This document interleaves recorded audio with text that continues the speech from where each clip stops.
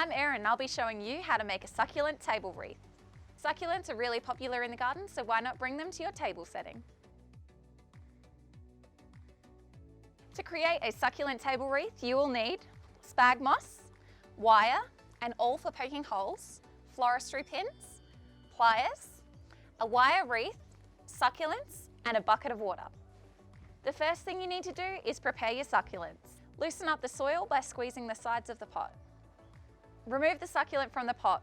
This will get messy, so I'm going to do it over the garden. If you have any unruly roots, be sure to cut them off so that the succulent can fit in the wreath. Once you've removed the soil from all of the succulents, be sure to set them aside to dry them out. This will prevent the roots from rotting in the spag moss. Spag moss will form the base of the wreath and will help provide nutrients and retain moisture. The succulents will draw their water from the sponge-like moss. Gently break it up with your hands until it's all hydrated. I'm using this wire wreath base I picked up from the craft store. You can get it in all different sizes depending on your setting. Use the moss to create the base, but squeeze the water out before you start. Bit by bit, place the moss around the wreath, securing with wire as you go.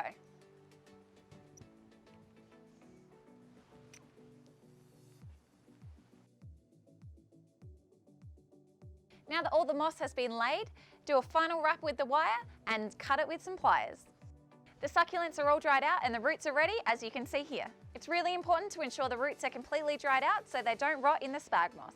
Now it's time for the fun part. Poke a hole in your wreath where you want to insert the succulent. It's a good idea to arrange the succulents before you attach them to your wreath so you're happy with your design, but I'm going to do it freestyle. Poke a hole in your wreath where you want to insert the succulent. I'm using an awl to make it easy, but you can use a Phillips head screwdriver.